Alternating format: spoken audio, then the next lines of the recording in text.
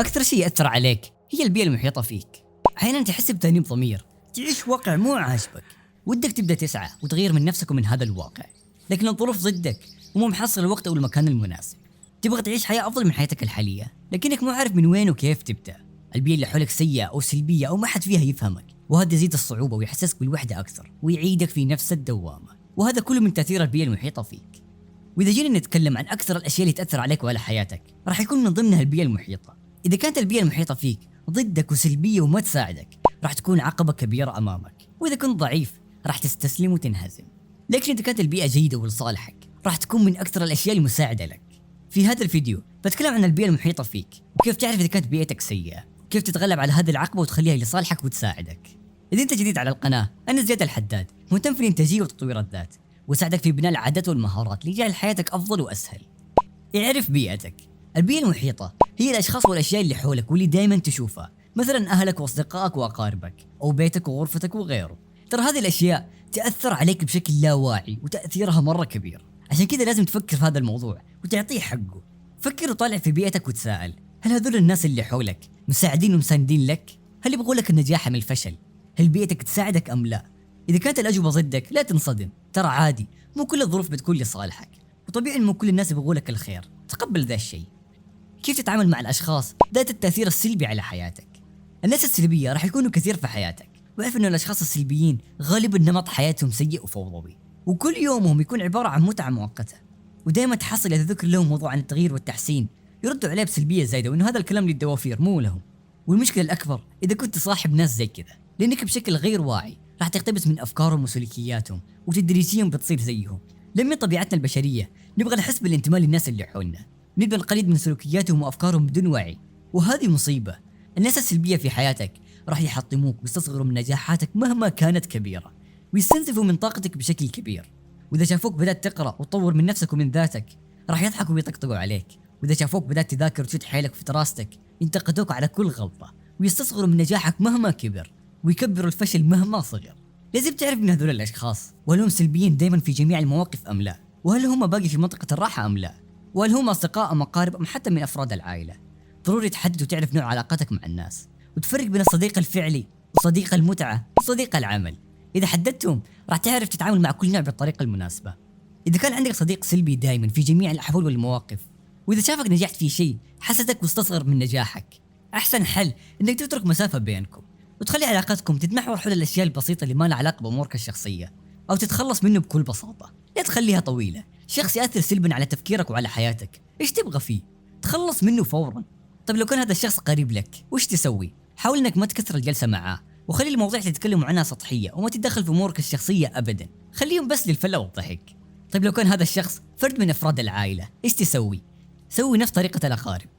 الكلام ذا مهم، أسمعوا مني. ترى الناس السلبية ضحايا، تقبلوا السلبية وصارت نمط دائما في حياتهم، أو حاولوا السعي لكنهم فشلوا واستسلموا بسرعة.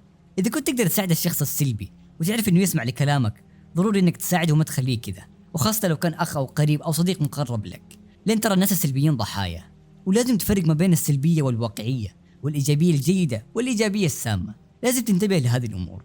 لكن أكيد في ناس إيجابية في حياتك وفعلا يبغوا لك التغيير الأفضل ويساعدوك ويساندوك، وهم في الغالب أهلك وأصدقائك الحقيقيين. الناس اللي كذا عزيزهم في حياتك ولا تخسرهم، لأنهم أشخاص ذات قيمة عالية وصعب تحصلهم أساسا لو تفكر فيها. صعب تحصل أحد يدعمك ويساندك وأنت توك بديت وما عندك أي نجاحات كبيرة. عشان كذا حافظ عليهم ولا تخسرهم، لأن فترة البدايات راح تعلمك كثير. أنا حددت علاقاتي مع الناس وعرفت مين الأشخاص اللي تأثيرهم سلبي علي ولازم أتجنبهم، عشان بعدين ما أخذ من تصرفاتهم وعاداتهم واللي غالبا بتكون ضدي بيوم من الأيام. عشان كذا قلدت من الجلسة مع بعض الأصدقاء، وصرت بس أجلس معهم في وقت الفلة والضحك والطلعات.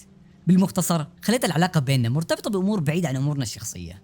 ملخص هذه النقطة، الناس السلبيين راح يكونوا موجودين في حياتك وتأثيرهم سلبي عليك، ويستنزفوا من طاقتك ويحطموك ويستصغروا من نجاحاتك.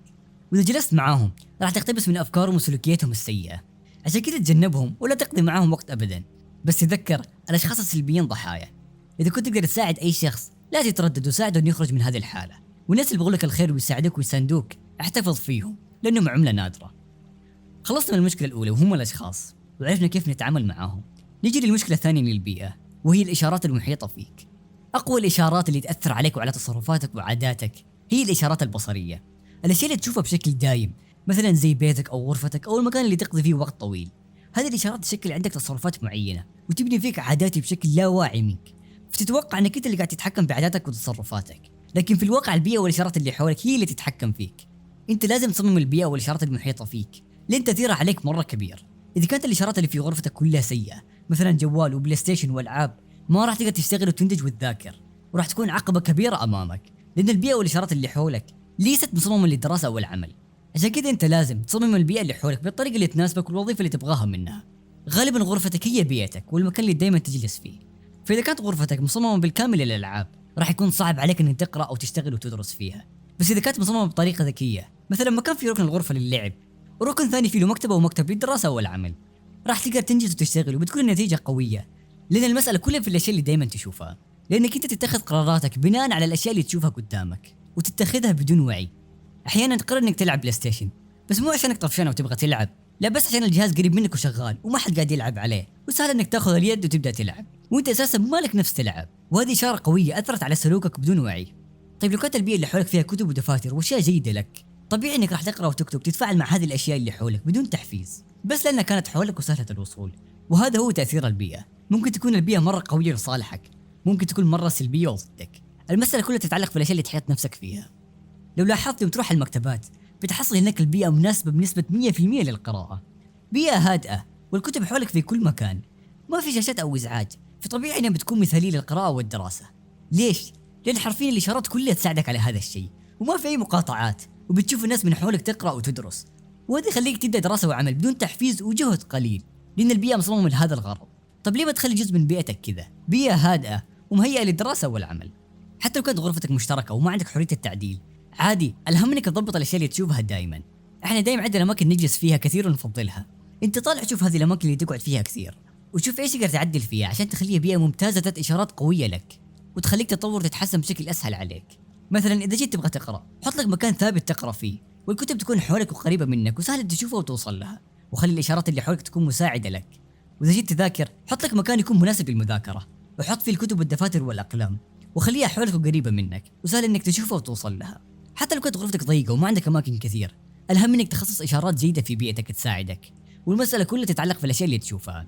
لا تخلي أبدا مكان اللعبة والجلسة وغيره هو نفس المكان الدراسة والعمل، لأنك متعود هذه الأماكن لأشغال معينة والحين قاعد تسوي أشغال ثانية، وهذا يسبب تضارب في عقلك.